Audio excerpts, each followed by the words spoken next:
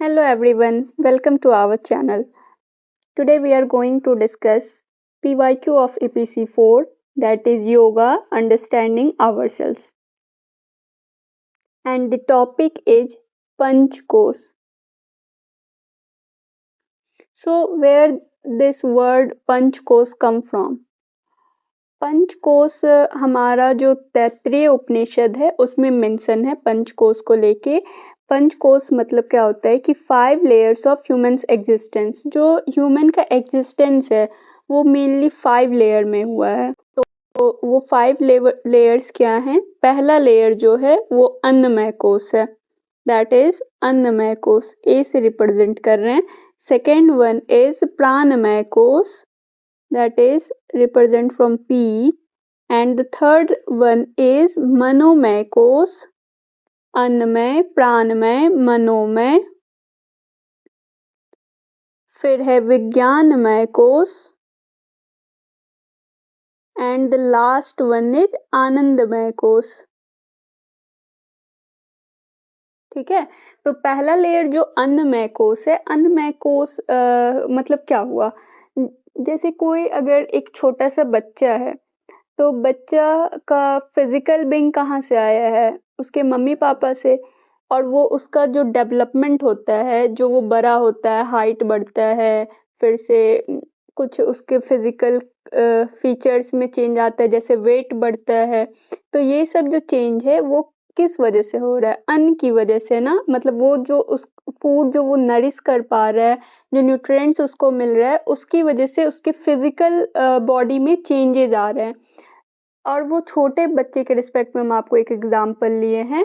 हमारे अंदर भी जो चेंजेस फिजिकल फीचर्स में आ रहे हैं वो क्यों आ रहे हैं? कि जो फूड हम लोग ले रहे हैं, जो अन्न हम लोग ले रहे हैं। तो इससे आप क्लियर हो गया कि जो हमारा जो फिजिकल बॉडी है वो किस में आ जाएगा? अन्नमय कोश में आ जाएगा। ओके, फिजिकल बॉडी किस में आएगा? अन्नमय कोश, क्योंकि ये अन्न से रिलेटेड है। जो हम अन्न लेंगे उससे हमारा फिजिकल बॉडी पे इम्पैक्ट दिखेगा। सेकेंड वन इज प्राणमय कोश। प्राणमय कोश से क्या मतलब आप समझ रहे हैं? प्राणमय कोश का मतलब जो हमारा बॉडी में जो एनर्जी है, ठीक है, लाइफ एनर्जी है, जैसे कि टेक्निक ऑफ ब्रीदिंग हुआ। हम लोग के ब्रीदिंग से क्या चीज़ रिलेटेड हो सकता है? जैसे कि हम लोग का सर्कुलेटरी सिस्टम, रेस्पिरेटरी सिस्टम, है ना। फिर से और भी बहुत सारे सिस्टम है, जैसे नर्वस सिस्टम हो गया, डाइजेस्टिव सिस्टम हो गया। तो ये सारे सिस्टम एक सिंक में अगर आ जाए तो क्या हो जाएगा? जो ह्यूमन बीइंग है, जो हम अगर हम लोग एज अ टीचर बात करें तो हमारे जो बच्चे हैं, चिल्ड्रन हैं, स्टूडेंट्स हैं, वो सब बहुत ज़्यादा इंथुजियास्टिक दिखेंगे। हम लोग खुद भी इंथुजियास्टिक देखेंगे अगर ये चारों जो हम लोग का सिस्टम है, सर्कुलेटरी, रेस्पिरेटरी, डाइजेस्टिव और नर्वस सिस्टम, ये अगर सिंक में आ जाए तो सेकेंड वन इज प्राणमय कोश। थर्ड वन इज मनोमय कोश। मनोमय कोश आप अगर हिंदी से इसको समझने का कोशिश करें तो मनोमय यानी मन से रिलेटेड है।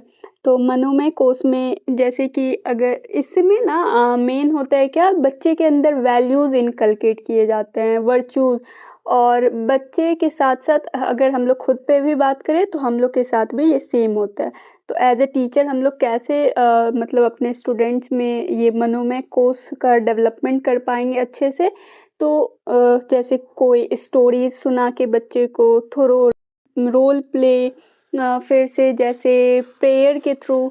तो इससे क्या होगा? बच्चे के अंदर वैल्यूज इनकलकेट होंगे और वो अपने फैमिली के प्रति, अपने सोसाइटी के प्रति संवेदनशील होगा। उसके बाद लव आएगा, केयर समझेगा। तो ये मनोमय कोश का इस तरह से हम लोग डेवलपमेंट करेंगे बच्चों के अंदर। Okay, and the fourth one is विज्ञानमय कोश। विज्ञानमय कोश क्या होता है?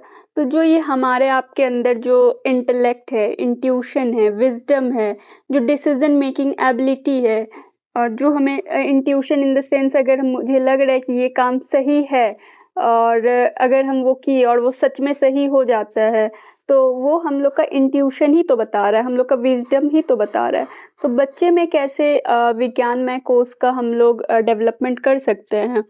तो जैसे उनके अंदर क्रिएटिव थिंकिंग इनकलकेट करके उनको क्रिटिकल थिंकिंग समझाएं, मतलब क्रिटिकल थिंकिंग, रैशनल थिंकिंग अगर वो बच्चे सीख लेते हैं तो उनमें विज्ञानमय कोर्स का अच्छे ढंग से क्या हो जाएगा कि हैबिट इनकलकेट होगा और वो अच्छे से डेवलप कर पाएंगे।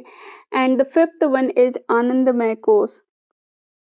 आनंदमय कोष जो है वो फिफ्थ लेयर है हमारे पंचकोश का। इस लेयर में स्पिरिचुअल डेवलपमेंट की बात की जाती है, जैसे कि लव, अटैचमेंट, डिटैचमेंट, ये सब क्या होता है आनंदमय कोष का पार्ट है। और जो ह्यूमन बीइंग का लास्ट जो अल्टीमेट गोल क्या है तो ब्लिस है।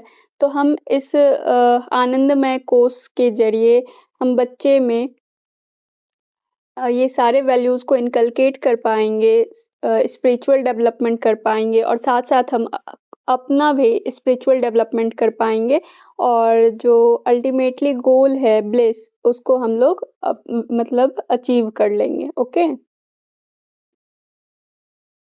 तो ये सारे पंचकोश हैं। होप सो आप लोगों को समझ में आया होगा। अब एक बार हम लोग साथ में रिपीट कर लेते हैं। पंचकोश मतलब 5 लेयर। फर्स्ट वन इज अन्नमय, सेकेंड वन इज प्राणमय, थर्ड वन इज मनोमय, विज्ञानमय एंड आनंदमय। ठीक है, मिलते हैं नेक्स्ट वीडियो में, तब तक के लिए बाय बाय, टेक केयर।